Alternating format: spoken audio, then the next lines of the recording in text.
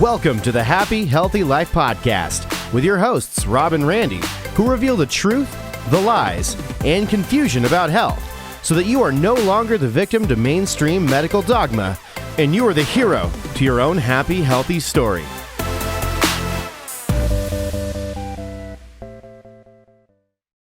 Good morning, everybody, and welcome to the Happy, Healthy Life Podcast, where we give you the truth about health, wellness, and all things living the happiest, healthiest life ever. I'm Rob. And I'm Randy, and we are the Happy, Healthy Guys. So let's get this show on the road. Today is a topic that we get asked about all the time, and what made me think about it and sharing this with you is this past weekend we were traveling. So we were in the sunny state of Florida, which was way warmer than it is here in Dallas, Texas. Thank goodness. And while we're there, we were with people who are, the majority of the people that we were with are in the healthy living space. We were at an entrepreneurial mastermind with them, but this question still comes up, even with the folks that are there. How do I make sure that I am eating in a healthy way while I am traveling? One of the things that we talked about during the challenge that we completed last week was this thing that happens on our brain in this conversation that goes on. You have the right side, that's the creative side, that's you know what?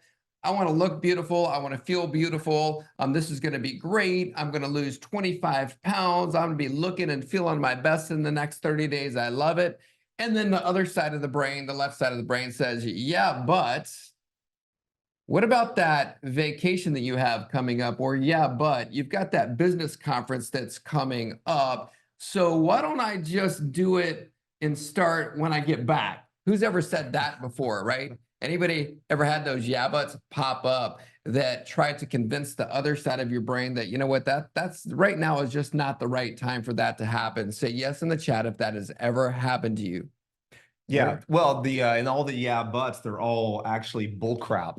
They're the lies that you keep telling yourself. I even refer to them as like disqualifiers. Like these are things you literally conjure up and convince yourself that it's the truth, and it keeps you from getting to where you want to go. It's insane. So that side of your brain, it's trying to protect you, but what it's really doing is lying to you, and you've got to identify it. Because the second you make any type of commitment to make any type of a change, the yeah but start jumping into your consciousness. So let's go through some of that, because it is a real issue. Listen, everybody's life isn't perfect. You're not sitting at home, with a perfect situation all day long. We do work, we travel, we go, we got commitments, family, jobs.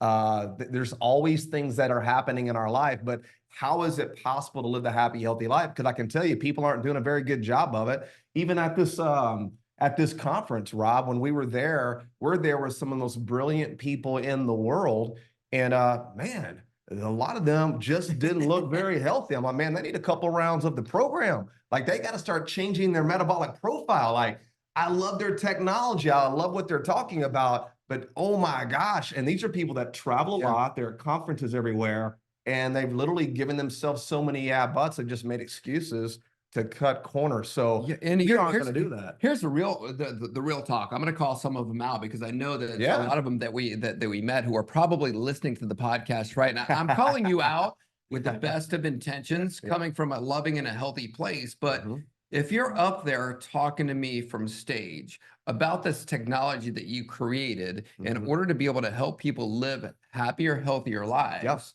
and you've got a diabetic visceral gut, and you are 65, 75 pounds overweight, and you're teaching me about a technology to help other people be healthy and calling yourself healthy, you are not healthy. Yeah. If your body fat percentage is over 35%, and you've got this visceral gut, you are not healthy, and you need to start making some changes, because the reality is that you are really living out of alignment with the message that you're trying to communicate with other people. Anybody ever gone to a doctor before, and the doctor, you can tell, is way more unhealthy than you are, and that's the person giving you advice on how to help you be healthier, it just doesn't make sense. Well, that's actually a statistical fact that over half of all doctors are overweight. And what they said is that 90% of doctors, if they are overweight, they won't even bring up your weight issue because they know how incongruent it is to even talk about you when they're not even healthy, which is crazy. I will tell you this, though, it was pretty awesome to see because we've been a part of this mastermind group, for probably 2.5 years. Yes. And we've been able to obviously help so many of those doctors and entrepreneurs, obviously with what we do, as y'all know about. And it was cool seeing like a Dr. CJ Mertz get up there, who is, did our program, 2 years ago, lost all that weight, 30 pounds, and has kept it off. He looked fantastic. The leader of the mastermind, Dr. Fabrizio Mancini, we'd helped him and his now fiance, Kieran, lose tons of weight, 20, 25, 30 pounds. They were keeping it off. And I started looking around going, man, a lot of the people that are here that are healthy, that look great, that have great energy, who are doing awesome. Are our peeps. They're our people. They're our happy, healthy people. They're the ones that live and think, because people always come up to us. It doesn't matter where we go. And they're like, what do you guys do? Because, there's just a countenance about walking around, knowing the truth, living it, and it just comes out of you. Who knows what I'm talking about? When you show up, that happy, healthy, that vibrational energy that's coming out of you, it's a real big deal. So not to get sidetracked, I know we got a topic here, but I was excited going, man, we've really made an impact in some key people, and it's sticking, it's lasting, and we're seeing it. It is. So step number one would be, hey, if you ever see us and we're out of town together, just eat what it is that we eat. That's always my favorite. When we're sitting down at the table and everybody at the table is waiting for us to order, and they're like, just give us what it is that they're ordering. Or even like you had to go take a call and they hadn't taken our order yet, and you're like, hey, Randy, just double whatever you're getting, because I know I'm going to probably eat the same thing. I'm like, I got you. And even yesterday, the server already came up and she's like, yeah, I already got your order in. She already knew what I was going to eat. So did you see how Dale and Lee were looking at what we were going to order when we were at lunch? It was so funny. Anyway. Yes. So, all right. So with that being said, here's some of the biggest problems that we see. One of the problems when it comes to traveling or having a busy schedule is lack of time. Okay. Lack of time for healthy meal prep. Another problem is just making the healthiest choices, eating out or eating at a restaurant like we were talking about, and then being able to just stay on track whenever you are traveling. Another problem is just avoiding the mindless snacking that comes along with emotional eating. You're out of your environment, or maybe you're stressed out. If you're a mom, maybe you're stressed out with the kids or stressed out with life, whatever it is. A lot of times that's the trigger to start this emotional eating habit. So we're going to go through those problems. If those have ever been a problem for you, let us know in the chat. We want to make sure that we're communicating in a way and giving you something that's going to be relevant, because today is going to be a little bit different than a lot of the podcasts that we do. A lot of the podcasts we do, we talk about just a mindset or making a mind shift, or talking about what's going on and all the travesties in the health and wellness industry right now, or the healthcare industry. But today is going to be really practical. It's going to be do-level things that you can do in order to be able to overcome those challenges that come with having a busy life and traveling. So let's talk about it. The first one being the problem of lack of time. Okay, lack of time, or lack of time to be able to meal prep in a way that's going to be conducive to your health for that particular, let's call it a week. Okay. So for myself, I know one of the things that I do is number one is I'm really intentional about what it is that I'm putting into my body, whether I'm doing our Happy Healthy Thin program or I'm eating on a weekly basis. So it makes it really simple for me, because my purpose being, if I'm going to be empowering and equipping other people to live a purposeful life, well, I better be doing that myself, right? Totally. So in order to do that, I will do my grocery shopping on Sundays. I'll grocery shop, and I'll already know in my mind what it is that I'm going to be eating for that week, based on what my goals and my intentions are for my body at that particular time. And so I will plan it a week in advance. So on Sunday, I know all the foods that I'm going to be eating for that week.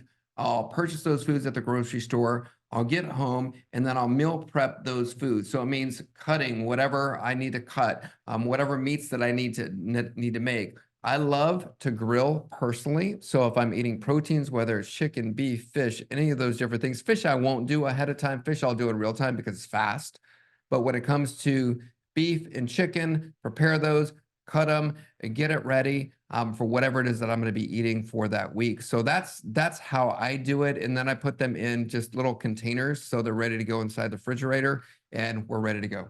No, it's just like you use the word. It's being intentional. Like, I do the same thing. I don't shop on Sunday because I go to Central Market here in South Lake, and it is literally shoulder to shoulder. It takes twice as long to grocery shop. But yeah, I'm getting all of my food for the week. And then it's really simple for me too, because Dr. Rob and I, and y'all know, we eat more animal based. So I'm picking out my ruminant animal protein, whether it's lamb, whether it's beef, bison, elk, venison. I'm literally picking up, and I get it ground typically because ground meat is so easy to prepare. So I'll buy it all up, I'll get it, and then I'll just throw it in the freezer. So when I left the house this morning, I grabbed out a pack of lamb, ground lamb that was in the freezer, and I threw it in the sink, and it'll be thawing out, and I'll have that for dinner tonight. It's only going to take me a few minutes to prepare that. I always keep lots of eggs prepared. I always have pastured eggs. So this morning for breakfast, it was so awesome. I had 2 oranges, which are easy to prepare. You buy your fruit, it's there. It's going to go bad in a week or two. This was going bad. I needed to eat it, especially coming from being out of town. And then I had 2 oranges, and I had some raw honey, and I had my eggs cooked in SCT oil with a little raw goat cheese. Oh my gosh, so nutritious, so simple. It took me like 15 minutes to prepare it, but I'm always knowing that I've got eggs, I've got ruminant meats, I've got my fruit, I've got honey, I've got the things that I love. I've always got SCT oil, that, but it makes it so easy. So I'm intentionally thinking about how am I going to feed my body? I'm not thinking about getting hungry and just trying to eat because you're starving. I'm thinking, how do I get the most bioavailable, nutrient-dense food in my body, especially on a Tuesday, knowing that today we've got a lot on our plate. So as you can tell, lots of energy, SCT, pastured eggs, feeling great right now. Yeah, so being intentional, even knowing that Tuesdays are a busier day, one of the things that I'll do now is even shift my schedule a little bit. Many of you know that I will do a 24-hour fast every Sunday going into Monday, but because we're traveling and we didn't get back until yesterday being Monday, and knowing that today is a busier day, it makes it really easy for me to do the 24-hour fast going from Monday into Tuesday. But again, it goes into being intentional. I know one of the things that we talk about, and it's a principle that holds true whether you're talking about health or wealth. If you don't have a place, for example, if you're talking about money, if you don't have a place already earmarked for your money to go, it goes. It's gone. So when you're being intentional, when it comes also to your health, and we're talking about what it is that we're eating, be intentional with your time. Time is the exact same thing. If you don't have a place for your time to be best utilized, then it just goes. Or where it goes is into scrolling through social media or watching Netflix or doing those things. So have a time already scheduled during the week for what it is that you're going to do those things, because I guarantee you, if you've got 15 to 30 minutes to scroll through Facebook or Instagram or any of the other things, you can actually use that time to better serve your body, because your body is more important than the mindlessness of doing that. Because when it comes to time, you can never get it back. So we gave the example in the challenge we were talking about. Everybody knows what an hourglass is. If you've never seen an hourglass, or you don't know what an hourglass is, in the chat say no, and we're going to have a whole separate conversation. I think everybody knows. Everybody does, but you can take that hourglass and flip it upside down, and then once the time runs out, then you flip it back the other way, and you can be able to do it again. That's really not how time works. Time is literally like taking sand that's in your hand. I was at the beach yesterday, and I did it. We even did it at the hotel. I said, here's what happens with our time. You have it in your hand, and it slips through literally through your fingers, and then it's gone forever. So why not be a lot more intentional with your time, especially when it comes to your health? Because we're talking about money. True wealth is your health. If you don't have your health, you cannot work. You cannot bring wealth into your life. So earmark your time to be able to do the things that we're talking about right now. So I don't really believe that there is a lack of time for meal prepping. Even if you do have kids, I get it. People will use that as a but I've got kids. We have many people that have gone through our Happy Healthy Thin program who have lots of kids, but because they're intentional and purposeful with their time, they're able to still do that. It means maybe you get up earlier. You know, a lot of people don't like to hear that, but that's the truth. Get up earlier. Maybe you spend more time doing that. But here's one of the things that I really love is that when we have participants in our Happy Healthy Thin program that let us know, you know what, Dr. Rob, Dr. Randy, I used to not ever cook. This has inspired me to start cooking again. And they didn't cook before, or maybe they cooked a long time ago and they stopped. They started eating out. And now, after having gone through the program, and they're still maintaining that healthy habit. And that was the same person that used to say, hey, you know what? I just don't have enough time to do that. Oh, totally. I love hearing those stories. Which goes to, and we'll get to in a second, about you know, cooking at home is great, but obviously sometimes you're in a situation where that's not possible. Yeah, so that's why batch cooking, you know, cook larger quantities, pre-prepare your ingredients, whether it's your vegetables, your proteins, the different items that we're talking about, or even focus on recipes that have fewer ingredients. There's so many recipes, and you can just Google it. Like, you can literally Google the ingredients that you're going to be using, and then Google and ask for a recipe, and it'll give you a recipe. You can utilize things like the slow cookers or the Instapots. Air fryers are great if time is an inconvenience and you don't want to put a lot of nasty ingredients in it, or cook with seed oils, for example. Don't you even start with that nonsense. Yeah. Yeah. I mean, this morning, how long did it take me to make cook pastured eggs and SCT oil with some raw goat cheese and peel a couple of oranges and a couple of tablespoons of some raw honey? It took like 5-10 minutes. It was so simple and so easy. So stop making it so hard on yourself, right? Think about intentionally putting nutrient-dense food in your body every single opportunity that you get. And the good news is, when you eat these foods too, it is going to create that satiety where you feel good about the decision. You don't feel sick. You don't feel bloated. You feel happy that you're honoring God with your body by making a good decision. Who knows what I'm talking about when you didn't prepare, you're eating crap food, and you're on the go, and it just wrecks your day, your mindset, because you're all the guilt with how you feel about making a horrible decision that just didn't need to happen. So I just want to be really intentional with this. And so I think these are the things you got to be thinking about as you go throughout your day and throughout your week. What about this? Yeah, but well, what if, and as we're talking, I'm thinking about it, that person that says that, you know what, I just don't like to cook, right? Here's the reality for me. I have zero emotion to that. Well, maybe it's time to learn to start cooking. Sure. Start doing those things. And that's a great opportunity to really start to develop a new skill. Yeah, I agree. So there you go. That's it. Not emotional. All right. Making healthier choices when eating out. That's a huge one. What about when I go out to eat? This is the biggest one that we get, especially like at these conferences. Right. And so it's very simple. Ask a lot of questions, okay, to your server or the restaurant. You can start asking those questions before you even get there.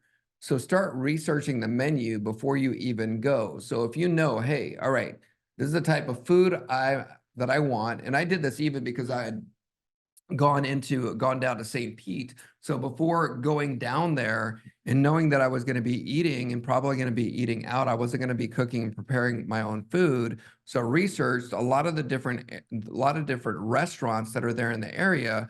And there happened to be a restaurant that was owned by a husband and wife, and it was all farm to table food. I'm like, okay, that's a great choice. Call down there, find out if there's non-seed oil choices. The answer to the question was yes, we do have non-seed oil choices. We'll talk about that in a few minutes. And I'm like, all right, so that's where I'm going to go. So just take a little bit of time to do your research before you actually go down there. Now, let's say you go like the hotel that we were staying at and you go to eat. Well, just same exact thing. You just ask them questions. You take a look at the menu. Okay, there's steak on the menu. We're always going to eat a good steak. So there's steak on the menu. Hey, what are you cooking that on? If you're going to grill that steak, can you grill that with butter? Do you have seed oil? How is it that you're actually going to prepare that? And something that you can say is, look, for us, eliminating seed oils is huge. So we're going to let the server know, hey, we're allergic to seed oils. Is that true? And I know we've had people go, hey, well, what about those people that are really allergic to things and they get all pissed off that we even bring that up or say that, hey, I get it. But the reality is that your body is allergic to seed oils too. It is. Okay. You put fake petroleum oil or petroleum industrial grade fuel into your body's going to be allergic to that and it doesn't know what the hell to do with that. So that's the reality. So get over it. All right. That being said, you tell them, hey, I'm allergic to seed oils. I don't want anything to be cooked in that. They'll let the chef know. The chef is like, wow, they have an allergy to that. I don't want anything health-wise to happen to that person. And a lot of times the chef will come out of the kitchen and have a conversation and ask why. Once they know why, they're like, all right, I got you. I've never had anybody not do that. And so, unless you're like you talked about last week, unless you're at Cracker Barrel, they're probably not going to do that. There's not going to be any options for that. But that's how it is that we do that when eating out. No, it isn't any more simple than that. I mean, I think we all would agree. We all work too hard and spend too much time and energy on making sure that we check the health boxes just to go into a restaurant and let somebody who doesn't care about really what they're putting on the food and just eat that over and over and over. I'm just not going to do it. And so, yeah, asking them, every restaurant's going to probably have some type of a protein. If it's not a ruminant animal and it's maybe a chicken or turkey, try to get a more of a leaner option or a leaner cut of meat. That way you're not getting any of the bad fats that could be a part of those animals, because obviously if it's a turkey or chicken, everything they eat gets right into the meat and into the fat. So be careful there. But yeah, getting a lean cut if you can't get a quality grass-fed cut of beef. And then everybody's got vegetables. They've got fruit. They can steam that. They can cook those. If they've got butter, have them cook them in butter. And it's just, no, it isn't any, don't make this hard. When you go out to eat, you can eat great quality food. But if you don't ask, trust me on this, they are dousing everything and they're cooking it in seed oil. I even went to a restaurant in Orlando when you were in St. Pete. And it was a really nice steak place. And they cooked their stuff in seed oil on the grill. I'm like, you've got to be kidding me. So I had them literally make me a cut of beef and cook it on a separate grill that was not going to have the seed oil on it, because I did not want that stuff on my food. And it is in everything. Every single restaurant is using it. Even at Cracker Barrel, though, when they were using all that seed oil, we did ask them to poach the eggs, so they were able to cook them in water and poach them, so we weren't getting any seed oil. But I'm telling you, remember, seed oil is this dangerous, guys. The latest research that I've really been reading, and I've been going down this rabbit hole, seed oil really is the new cigarette smoke. I'm telling you right now, we would never advocate for a child to smoke a pack of cigarettes. Yet that's exactly what they're doing, and worse, when you give kids chicken nuggets, French fries, all cooked down in those nut and seed oils. And the reason it's worse is that you smoke a cigarette, you're going to get the acrolein, you're going to get some damaging chemicals, but your body can clear that probably within 24 hours. Not so much with some French fries. Those seed oils get in your system, they get into your tissue. Remember, about a 500-day half-life on that. So it is no stinking joke. Seed oils are estrogenic. So they're going to give you strong estrogen dominance. For men, for women, you can see, you look around at the men, they've got the boobs, they got the belly. They're big up front because they're getting feminized. And I can tell you, I'm like, that's years and years of just not being intentional, tons of seed oil. It isn't innocuous. It gets in your body. Do not put it in your system. So when you're going out to eat, like you said, it is an allergic issue because seed oils are toxic. Everybody's allergic to them. And the more you say, hey, we don't want this, the more change we can get with this. There'll be a point happening one day where restaurants are going to boast that they are a seed oil-free establishment. Let's move that closer to a reality. Yeah, somebody just asked in the chat, they said, is travel a good time to fast? Absolutely. It can be a great time to fast. I know we've traveled in I forgot where it is that we went, but we went a whole entire week and we did 24-hour fasts every day for that entire week. So we didn't do that this last weekend. However, it is a great time to fast. And I guess you could say we did. And we did like an 8-16 fast, meaning that we would eat during 8 hours, two meals during the 8 hours. We'd eat lunch and dinners, pretty much we did, and then fasted the rest of the time with no snacking. So Well, even at the seminar we were at, we weren't even getting out of those seminars till around 2 o'clock. So you're talking about a really late lunch. And, when you're fat adapted and insulin sensitive and got all that metabolic flexibility, you feel great. But I was looking around the room and you got people grabbing snack bars and all kind of little did you see it, like the fruit and Oh yeah. and all the little pastries and all the stuff people were having to eat? They couldn't even go till 2 p.m. without having to eat something. I'm thinking, oh my gosh, because remember, when you're in a fasted state, your brain, your heart, it can go right to using fat for energy. So when you're not eating and you're not exercising, and if you're not able to stay clear-headed and feel good, and just by skipping 1 or 2 meals, that is dangerous. But I was like, wow, people literally can't go till early afternoon without grabbing something to eat. So I was, and you and I both, we were like, all right, this is good. We're just going to give our body a little bit of a break. We're going to fast and then we'll eat some good food later. But I just thought that was super interesting. So that is a telltale sign if you're fat adapted or not. Can you skip a meal and still be a nice person? Yeah, so somebody asked us, tell us what you ordered. So that's pretty easy. In the evenings, where it is that we were eating, we'd order a Florentine porterhouse and split that steak, and that was pretty much it. Yeah, and then that I did one have a good beef carpaccio was delicious. that carpaccio is great. And then also at lunch, there wasn't a lot of options. I didn't trust some of the other options that were on the menu, but they had a short rib like burger that was really, really good. And just get it with some Vermont cheddar cheese and some avocado. And that was really, really yummy. And that was pretty much what we ate. Mustard. Yeah, and mustard. There we go. All right. Now, so we talked about traveling. Also, just one of the things you can do is even pack your own food as well. Make sure that you're also keeping yourself hydrated, not just keeping yourself hydrated, but that's why we travel, even utilizing the Echo Water bottle to be able to make sure it's hydrogen water. And even there at the conference, they did have the hydrogen water was there and it was available, so we could be able to do that. And in saying that, just make sure that you're choosing your options wisely when you are traveling like that, to be able to keep your body in that fat adapted state while you're there. And so I think that's pretty much, it's easy. For me, it's super easy traveling. I'd say it's probably even easier. And this time we stayed in the hotel, but there's been times where you travel, you get into an Airbnb, you've got a kitchen, and you can go to the store, buy the food that you want. It's just being, like I said, it's just really being intentional, because what will happen but is like, but I'm out of town, so now the rules don't apply. And remember, if you jump off a building in your hometown, you're going to die, just like if you jump off a building out of town.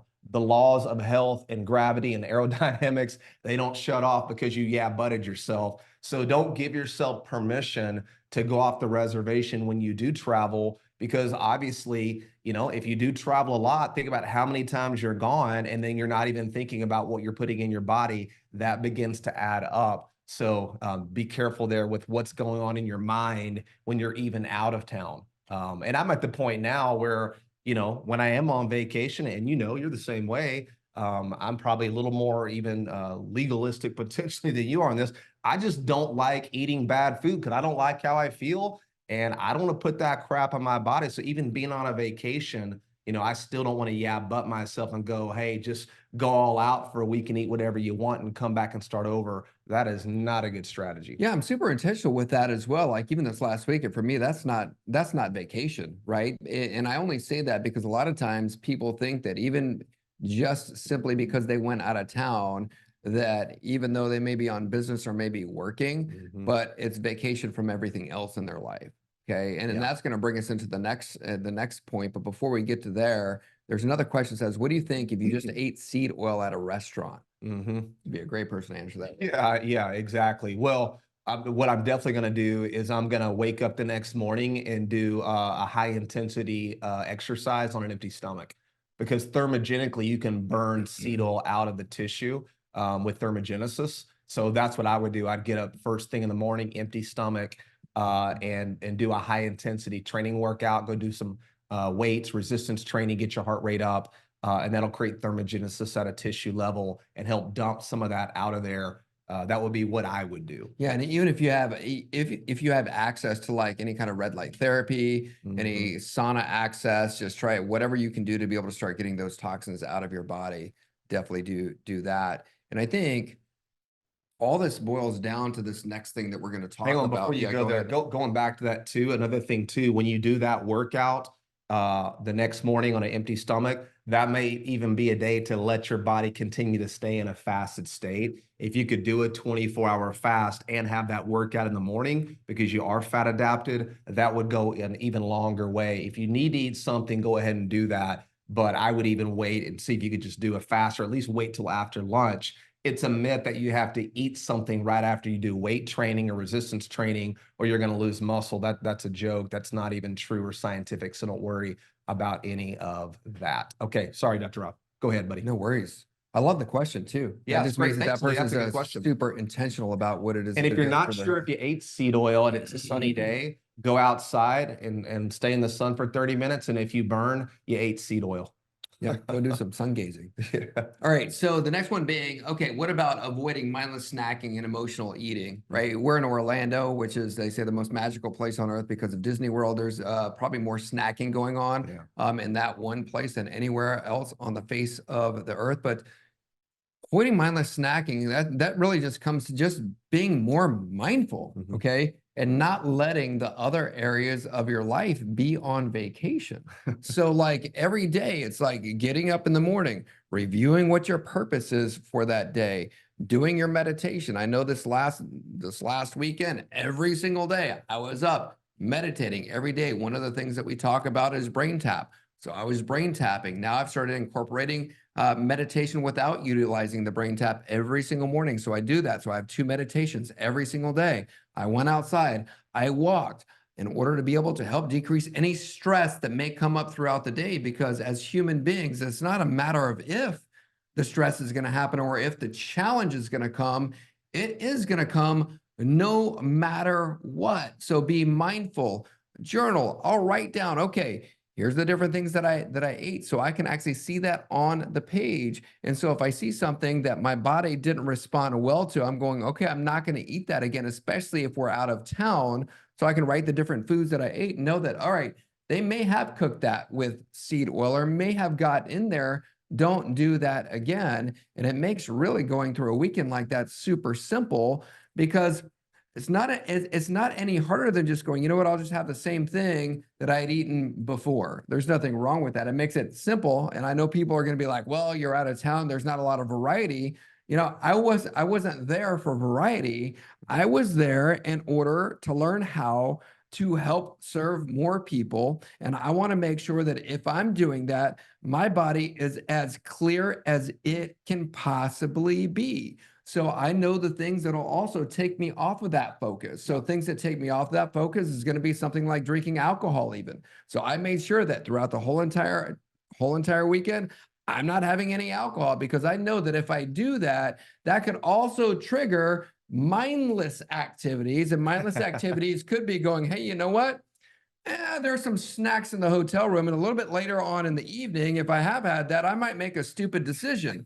So I know myself enough to know that, hey, don't do that in this situation. So know yourself, but don't just know yourself.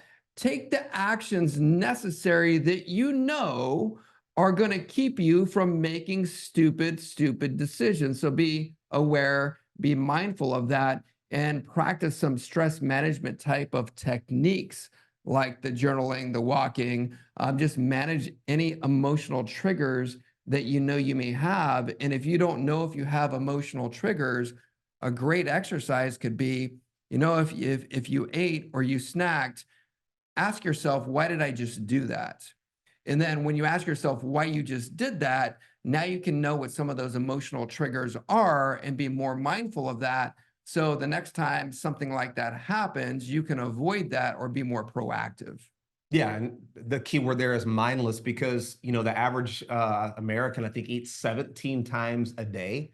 Did you know that? That's insane. And you're thinking, well, nobody's eating 17 times a day. Oh, yes, you are. It's about 30 to 40 calories to break your fast and secrete insulin. So a bite of a cookie, sip of a latte, chewing gum, protein bar, protein shake, lunch, dinner, breakfast, a soda, a diet soda. I mean, I'm telling you, all those little hits are mindless hits. So when you start thinking intentionally, remember, you don't need to be eating more than 2 to 3 times a day anyway. There's zero metabolic benefit to that. So keep that in mind. Even if you're not perfect, don't be eating and snacking all day long or get back in that old habit. Because remember, that puts you right back into fat storage versus fat burning. And also, a lot of times you're not even hungry, you're just bored, or it's routine, or you're dehydrated. It's very easy to get dehydrated when you travel. So really focus on drinking water. And we always take our trace mineral salt with us as well. That way I'm getting hydration, I'm putting it in my coffee, and that'll really help you absorb the water. Because I'm telling you, it's very, very easy to get dehydrated, especially in cooler temperature when you're not thinking that you're even losing water. You totally are. So keep that in mind as well. Usually hunger is a dehydration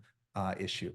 Funny story about the trace minerals. What you got? And so when I was coming back from Mexico, gosh, at the beginning of the month, so I forget, and a lot of times I'll put the trace minerals in different containers, and I forget that they're in my bag. So like every time I travel, I'll put another one in there. And so I get to the airport and they check my bag. And in one of these containers that has the trace minerals, it also has my thermostat supplements in it as well. So I've got all these pills in the trace mineral. So for those of you who have never seen the trace mineral, it's red. It looks like a red salt is what it looks like, or a red powdery substance.